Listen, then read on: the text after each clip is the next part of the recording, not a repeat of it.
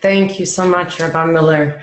And just to see Rabbi Cohen here, I don't see his face, but the little icon, wonderful, and Rabbi Silberstein, that was, as always, just wonderful. Thank you. So I'm sorry for coming on late. I had another event, but I wanted to begin by sharing a story that is told about Rabbi Shimona Bar Yochai that has to do with waiting and the time that he spent in the cave. So I didn't hear the beginning. I'm not sure what everyone shared. I heard Rabbi Silberstein's, I guess, from halfway through. But I imagine everyone is familiar that Rabbi Shimona Bar Yochai was in a cave for 13 years. He was with his son, Rabbi Elazar, and he had fled there for his life from the Roman government that issued a death sentence on him. So he was in hiding. Now his students had dispersed. They went to different places because they were running away from a hostile people, a hostile government. And one of this group of students was actually based in Tzfat, which later became a center for mystics. Rabbi Cohen is based there, and I mentioned at this art gathering on Sunday, someone there said that there's beautiful wine that is coming from the land of Israel now. And I mentioned Rabbi Cohen's very special wine from the town, from the area of these mystics. So Rabbi Shimon's students were up in the north. And there was one particular student, his name was Rabbi Yehuda, and he had a son whose name was Rabbi Yossi. And one day, it was in the Galilee. They were quite far away from where Rabbi Shimon was, not necessarily Tzfat, but in the area of the Galilee. The students were gathering and they were very upset, and because they didn't have him to ask questions to. They had been studying certain passages, and they were discussing the fact that in the Torah there is a section that speaks about curses. This is in the Torah portion of the Chukaisai, which we're going to be reading, not this week, but after. And in this Torah portion, often it's read. We have this portion now, and then later in the summer of the Torah portion of Ki Tavo, there are terrible curses that are given to the Jewish people, and whoever sits in shul and reads them, or you open up the Chumash, the Bible, you see how very difficult it is just to read through and see what is being said. So the sages were talking there, and they were speaking about the rebukes and the curses, and why would it occur twice in the Torah? Even one letter. Rabbi Silberstein was speaking earlier about the sale, the acquisition of Hebron. All the places the Arabs dispute are places where there are legal financial transactions in the Bible. In that transaction, Ephron is selling the cave to our father Abraham. And in one of the places, his name is missing the letter Vav. So Rashi, the commentator, comes to tell us from this we understand that he was trying to cheat Abraham out of it, out of the deal, get more than it was worth, etc., top dollar. So even one letter in the Torah has its significance, and yet we find here the curses are repeated, and it's not even something positive, it's something negative that is repeated. We have the story of Eliezer going to find Rivka, and there's great significance in the fact that that story is repeated to us. So what is the reason the sages were saying that it has to be spoken of twice, particularly because that something so harsh and difficult wouldn't one time have sufficed? And the answer that they came up with one answer that was proposed, is that the first set of curses gives reference to the destruction of the first temple, and the second set of curses that come in the Torah portion of Ki Tavo actually refer to the destruction of the second temple. But then one of the sages said, well, if that's the case, then why is it that after the reading of the curses in the earlier portion of the Chukaisai, we have words of consolation? God gives us some sense of consolation, but at the end of the Torah portion of Ki Tavo, there's no consolation. And then the students of the Rashbi, Rabbi Shimon, were stumped. They didn't know how to answer. They could say, yes, well, this was the first temple, this was the second temple, but why did the second one not have words of consolation? And you can imagine, being where they were in history, that was of particular concern to them. Because what did it mean for the Jewish people? What did it mean about us going forward? So Rabbi Yehuda, he was actually the son Bar Yochai. Rabbi Yehuda Bar Yochai, he began to weep and cry, and he said, like Vesmir, why to us that this is our situation? There's only one who could have answered that to us. Only Rabbi Shimon could have given us the answer. And then what happened is that Rabbi Yossi, Rabbi Yehuda Bar Yochai's son, saw his father crying, and the anguish of his father prompted him to action. You know, sometimes you can bear your own pain more easily than you can bear the pain of someone else, and especially when those are intimate relationships. If it's for your parent or if it's for a child. Rabbi Miller mentioned this 80% discount on the site, and that was because this past week my father, soll sein gesund, he should live and be well, he suffered cardiac arrest, and his heart stopped, and they had to bring him back. And just, they called me when he was being placed in the ambulance, and I don't think I ever prayed like that before. Of course, it was the most extreme circumstance that one could have. But there is that sense that you love another person's life more than your own at some level. I'm not saying in a way that is unhealthy, but we find this even in Torah, that you could cry for someone else. Don't cry for yourself. You know, when Yaakov, our father, meets his son Joseph, they cry, but they're crying for each other. Benjamin, there is pain for someone else, and we are prompted to action because of the pain that we experience. So Rabbi Yossi, he saw his father's pain, and he was just so moved. He did something that seems like it's ridiculous, but he went outside and he wrote a note on a piece of paper, and on that piece of paper he put down the questions that he had, that the Chachamim, the sages, had been discussing here. In the Chukaisat says this, and in Tavot says that, and why would it be that they're consolations, but not in the second one, which is the latter one, the one that we're dealing with?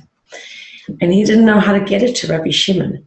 You know, sometimes you do something that doesn't make sense. It's beyond, it's nonsensical, but it's not nonsensical in a way of being below reason. It could also be from beyond the parameters of reason.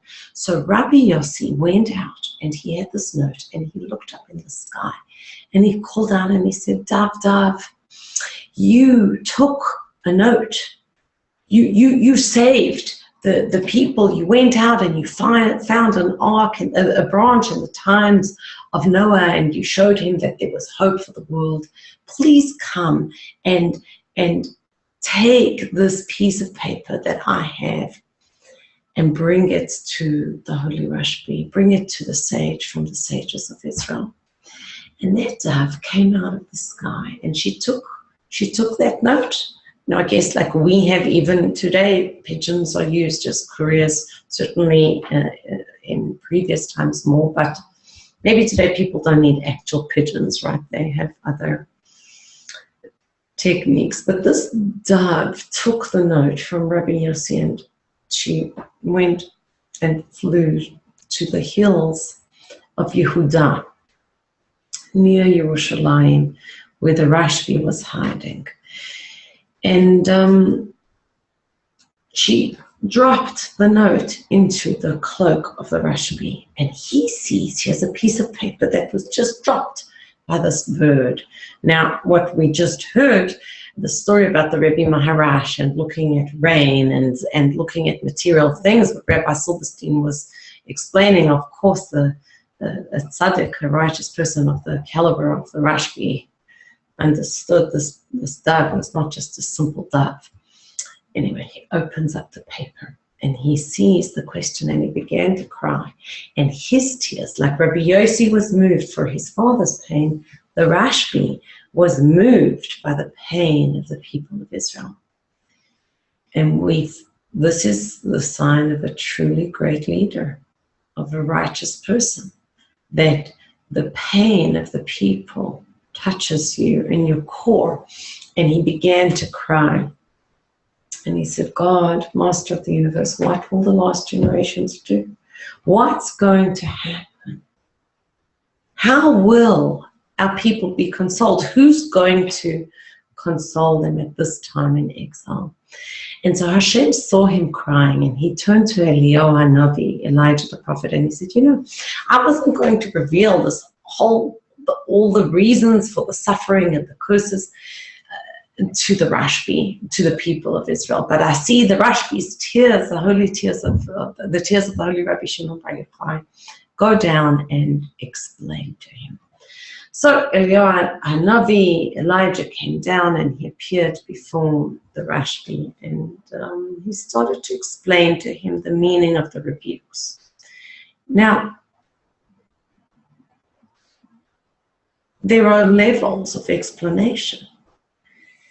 Once he's been through the various rebukes and explains to him what the meaning in these words are, he wanted to explain this last piece about the consolation being withheld and what are the secret allusions to the redemption that are there in these curses. Now, I'm not sure, Rabbi Miller, did someone give over the story of the Alter Rebbe at all today, talking about the curses? No one discussed this story. No. Okay. So there's a very interesting story that is told about the Alter Rebbe, the founder of Chabad Hasidut, that I think it was his son. One time the Rebbe couldn't read from the Torah, and he generally would read the Torah portion, but for some reason he was not able to. And when his son heard the curses in the Torah being read, he fainted.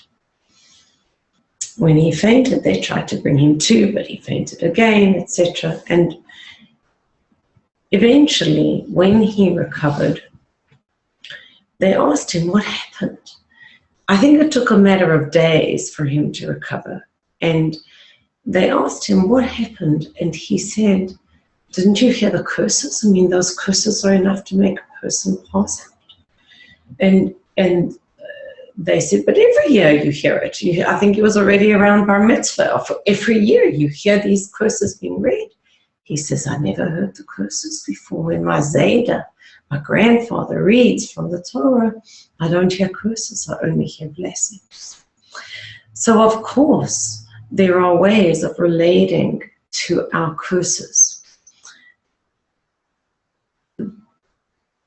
as blessing and as sweetness. But before Elijah could reveal this to him, God took him back. He brought a wind, and this wind lifted him and took him away. And Rabbi Shimon just said, Hashem, what's going to happen? What's going to happen? How will the people be consoled? And really, at some level, even before we come to the end of the story, I want to suggest that it is the teachings of Rabbi Shimona Bar Yochai that are the true consolation for those curses. His teachings are the answer and the explanation for all those shadows, the dark side of reality that is a part of the light side of reality. So he cried and cried on behalf of the people. And God then said to Eliyahu, okay, go back and reveal the answers to him. And so he did, and he told him.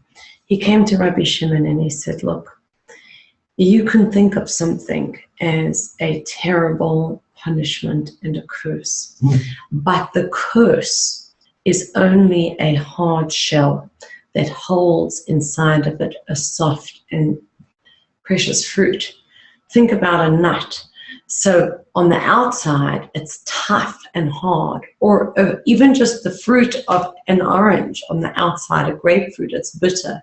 But you come to the inside and there's something extremely sweet and delicious, and there's a life force inside of that.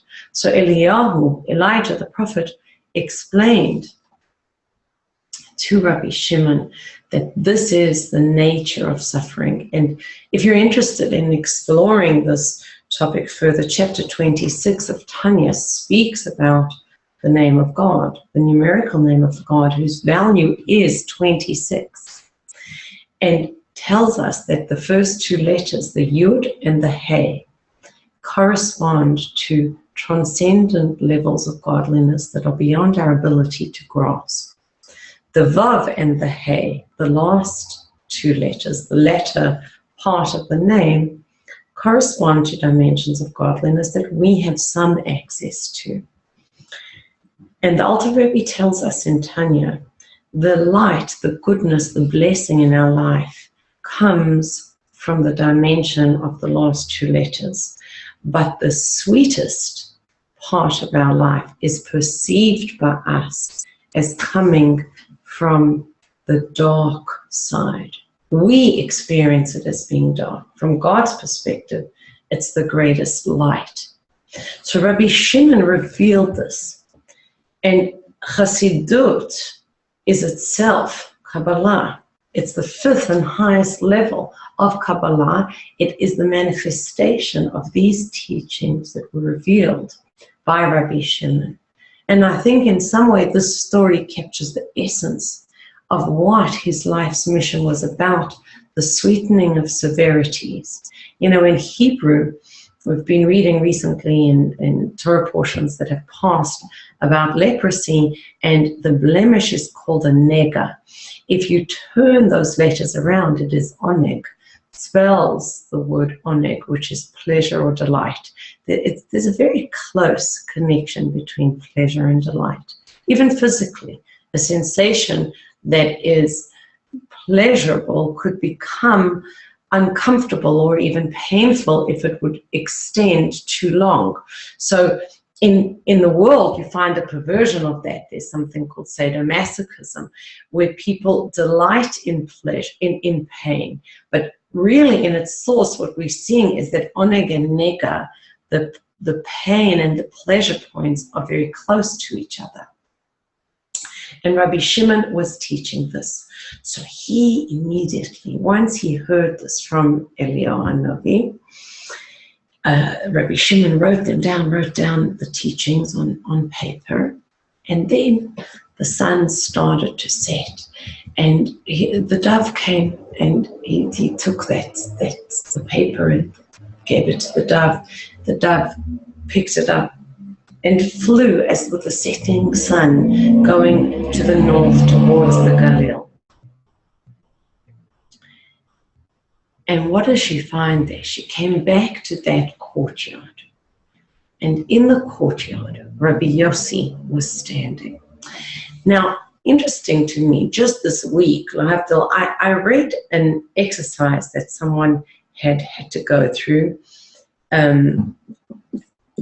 I don't know who the person was or who the teacher was. It was just someone relating a story that had happened many years ago.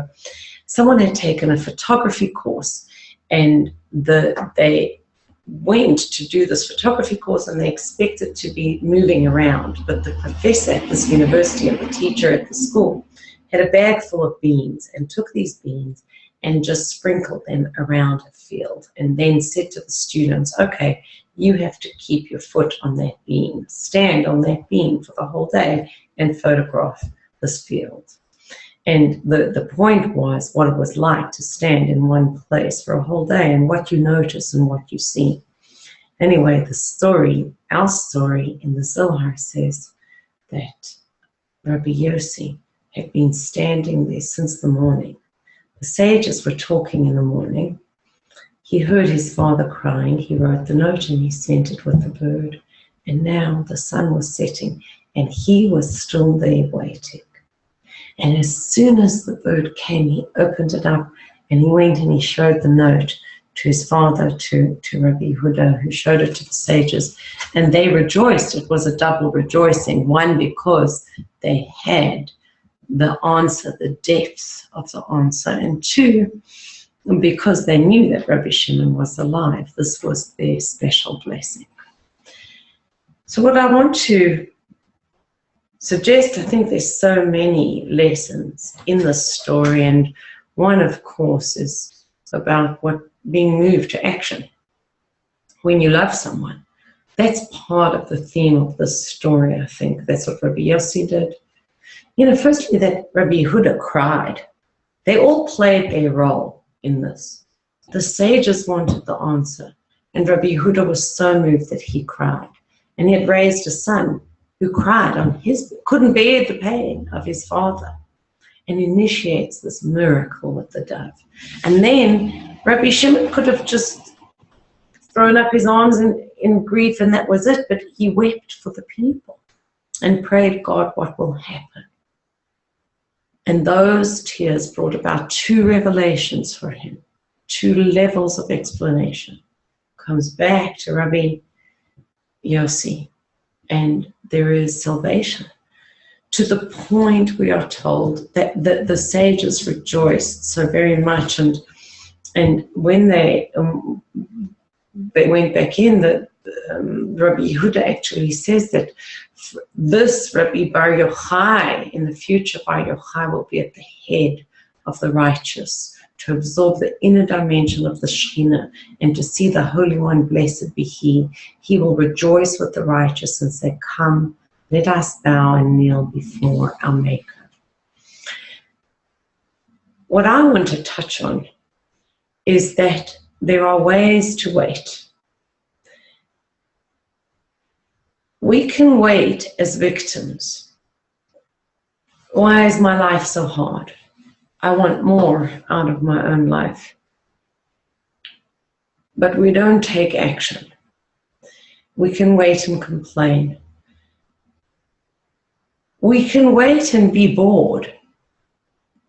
We can soothe ourselves so that we don't have to feel our waiting. You know, it's possible to ignore the fact that you're waiting. And one of the ways that we do that today very effectively is with screen addiction. I was in Florida, and I was speaking somewhere, and the woman where I was speaking runs a school that has no screens in the school, which I think is just wonderful. I would get back to tactile education, books, real books, and just tactile learning for kids.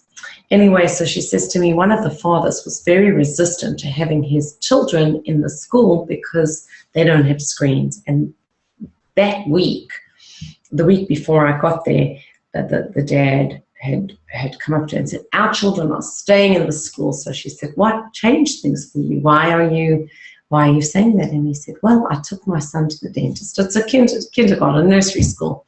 I took my son to the dentist, and they happened to have a fish tank in the office. And my kid was at the fish tank, and he was trying to swipe the fish.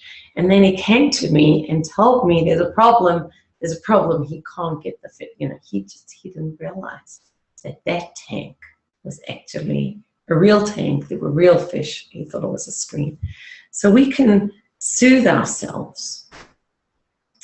We soothe ourselves with screen addiction. Many different kinds of ways of waiting. But there is a waiting that prompts us and moves us to come to action. That is the waiting of Rabbi Yossi. He stood there in that field. He sent the bird. It's like you have a vision. You know, in the method we speak about intention a lot, because in Hebrew the word for intention, kavanah, is the same as the word kivun, direction. So you will go where you set your intention. You're going to lead yourself in that direction. We have to set our intention. And that's connecting with something almost at the level of your consciousness. We also have to ground ourselves. Anyone who's listening who has done martial arts will understand that you have to ground yourself. It's like an energy that goes out of your feet. We speak about that as do think, connecting your consciousness above and grounding your feet down below. You have to be bound above and ground below. When you do that, that's my sense of Rabbi Yossi in the field, that he is bound above and grounded down below. He's not budging. When you do that, then miracles happen. God, you co-opt God to work with you in your life. And I'm not, I certainly don't subscribe to all this stuff about positive thinking in a conventional sense. God is not our cosmic bellhop, and the work of positive thinking is much deeper than what we like to think. It entails very profound connections of ourselves to God. One of our isms is believe that God believes in you. You have to believe in God, but you also have to believe that God believes in you. So, sorry about that. I forgot to turn off my phone. Sorry, folks. That's like my students who get into trouble. Believe that God believes in you. When you do that, you find that's the work. It's not just saying, oh, well, I'm going to create a manifestation board. Manifesting in your life has to do with this kind of story about Rabbi Yossi. To set your intention, to really work on that, to attach yourself to your vision, and to ground yourself, to connect with the mitzvahs, to feel you bound up above to HaKadosh Baruch Hu, you bound below to the Shekhinah. Then we can begin to become agents of change in this world. So while we're waiting, in that place of waiting, we have to look at our challenges, referring now to the element of the story, the explanation in chapter 26 of Tanya. We can look at our challenges as problems, or we can look at them as what I like to call in the method a growth opportunity, or your go point. Very often I'll be speaking to my clients and say, what's your go point? What's the growth opportunity here? And here comes another wonderful, beautiful teaching of the Zohar. We are taught that a cave is likened. Rabbi Shimon was in the cave. It can be likened to a womb or a grave. And many of us might think to ourselves, wow, those two are so far apart, but they actually aren't. You know, I have a very good friend who has been at numerous of her grandchildren's births. And her father passed away a while ago, and she said to me, it's the same thing. It was like a birth, but in the opposite direction. And that is exactly what the sages tell us. There's an interesting commentary on a verse in the book of Esther. So in the book of Esther we read, King Ahasuerus ruled from Hodu to Kush, from India to Ethiopia. Now, the Ramah, Rabbi Moshe Isserles, who has a very mystical commentary on the book, his book is called Mechir Yayin, he's actually also wrote the Shulchan Aruch, he's a composer of the Shulchan Aruch, the Code of Law, but he has this beautiful commentary on the book of Esther, and he says that Hodu and Kush represent birth and death, because the word Hod is glory. Actually, tonight is Hod of Hod, glory of glory. Hod is your left hip, but the very bottom, the Hod of Hod, that is the left ankle. That's where you step off of. That most vulnerable, weakest point for a right-handed person, right? Boom. But think about it. Every army in the world starts left, left, left, right, left. Or in Hebrew, small, small, small, yamin, small. Every army functions like that, because that place of Hod is so vital, it's so important. So Hodu is this place of vulnerability, but also radiance and praise. So the Ramah says, Moshe Isserles says, Hodu, India represents birth, and Kush, Ethiopia, is a place of darkness or blackness. And as a result, it represents death. Now, in the Talmud, there are two sages that they have a debate on this verse, the very literal sense of the verse. And when you think about Rabbi Moshe Isserles' commentary on the Megillah, we see it in an even broader context, which helps us understand how to navigate our challenges and come back to this notion of the cave, the grave, and the womb. What's the debate? Rav and Shmuel differ.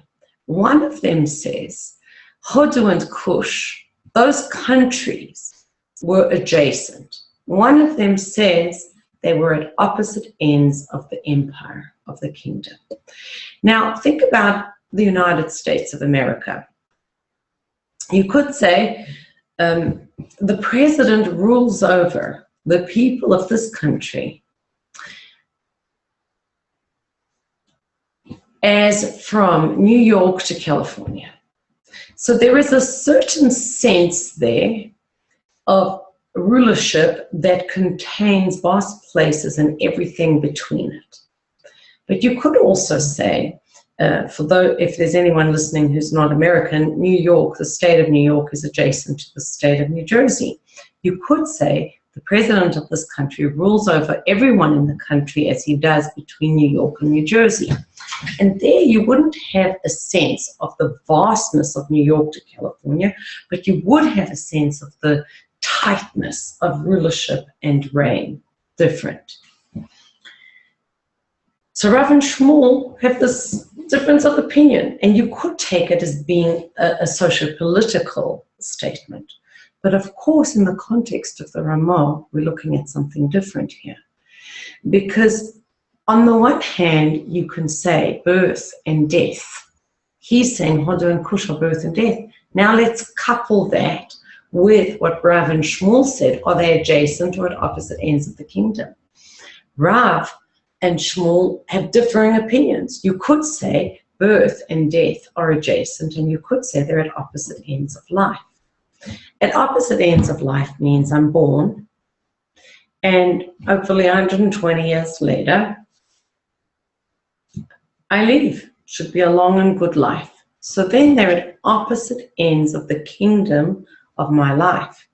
But I could say they are adjacent to each other. How are they adjacent?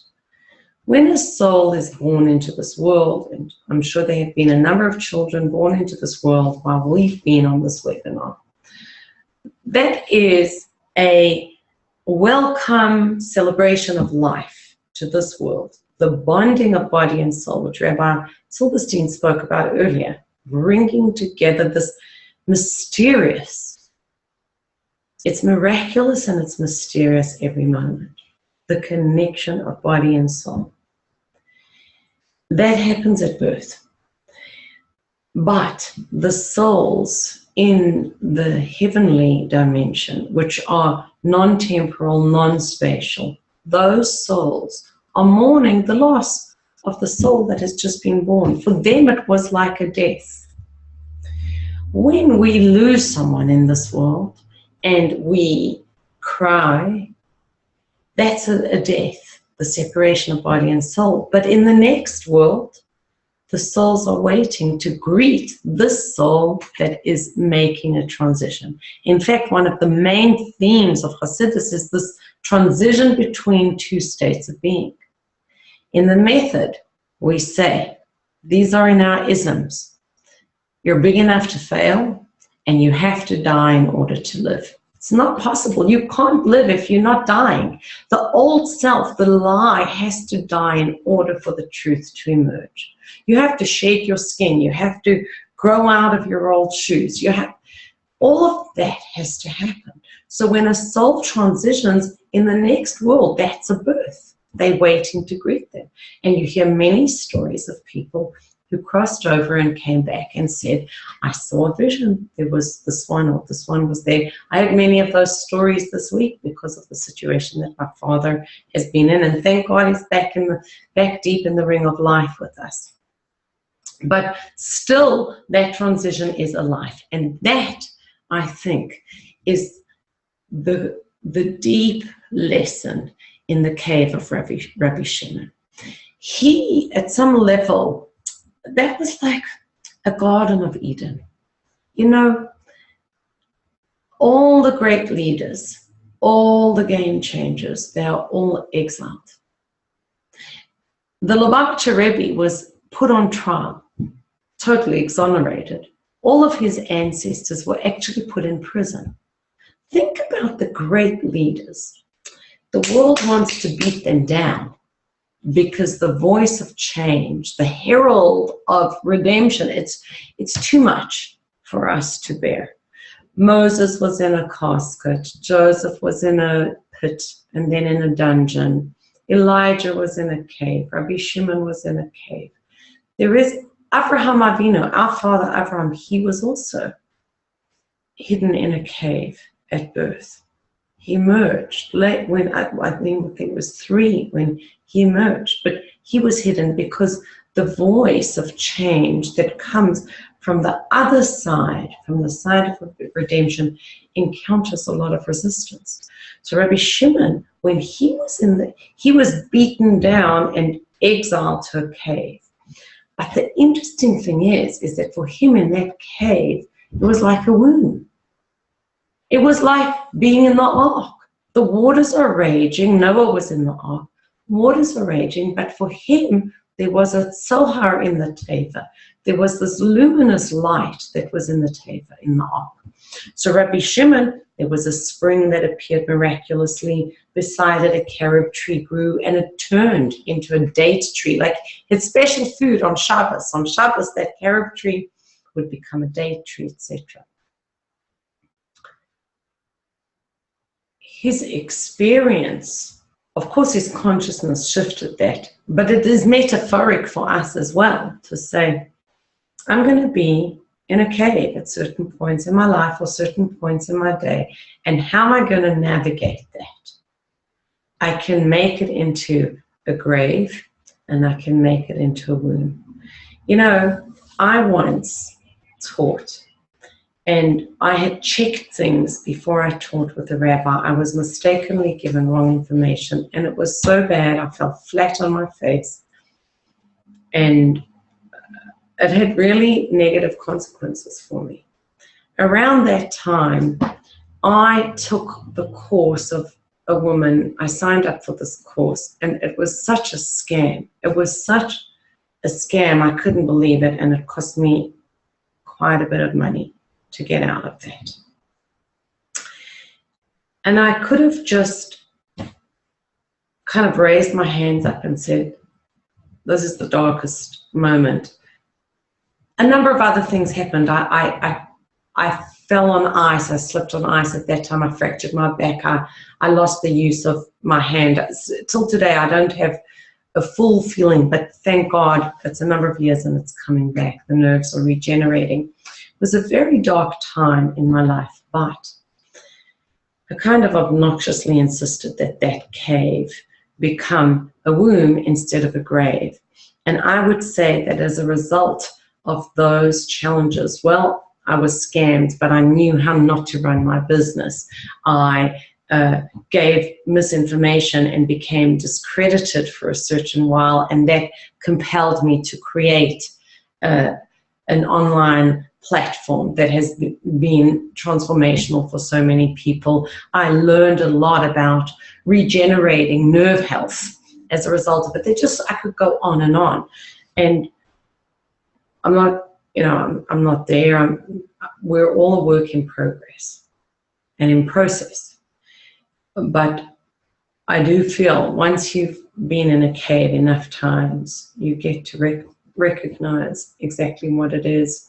So I want to give a blessing, which is that we should know how to wait. We should be in the cave and know, no matter what, God is with me. Like the sages who got that note from the dove. There's the blessing of having something explained, but there's the meta paradigm, which is knowing Rabbi Shimon is alive. There is having your problem solved, and there is the meta paradigm of knowing God is with you. It's not enough to believe in God. You have to believe that God believes in you. And when you really do, that's bitachon. That is trust, not just faith. When you do that, then you begin to be the agent of change that you yearn for. So those are my words, and Rabbi Miller, thank you so much for inviting me to participate.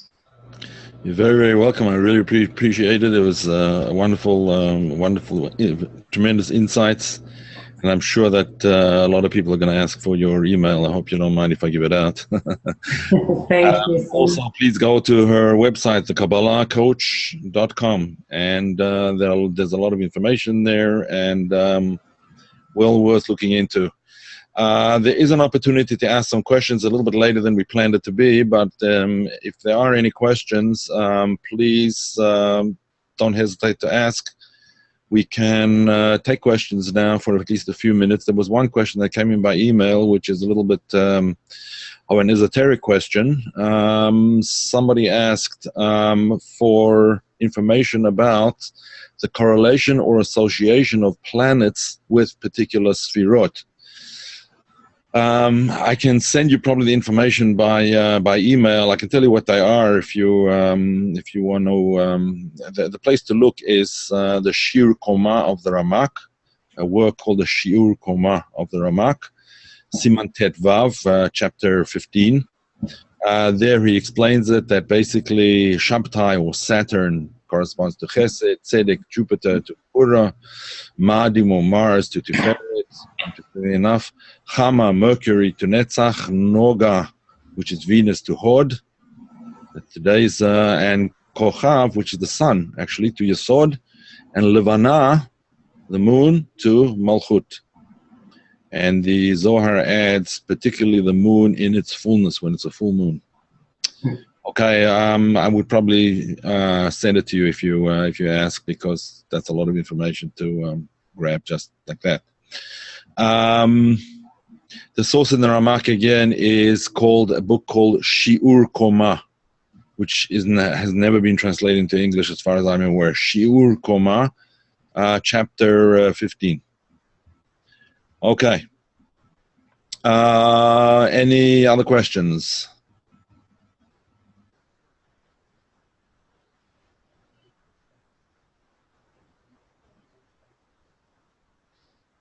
No, everyone has their answers. Okay.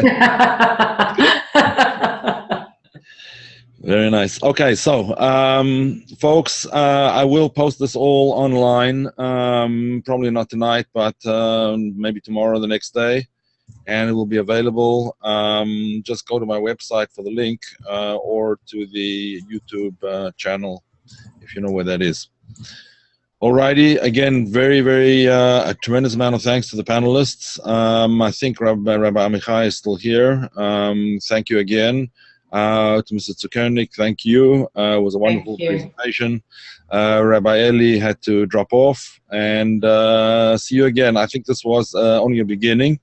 I hope that we'll be able to do it again sometime. I don't have any specific plans, but I have to talk to the people involved and see if they would be interested. It is a way of spreading out the ideas in an interesting format. It could be that what we might do the next time around is just have a Q&A session, all your questions, and we will have a panel of people who may be willing to answer if we can. That would be an interesting possibility. Okay, folks, good night, and thank you again for attending, and have a great Lag BaOmer. Amen, amen. Thank you so much. Okay, thanks all.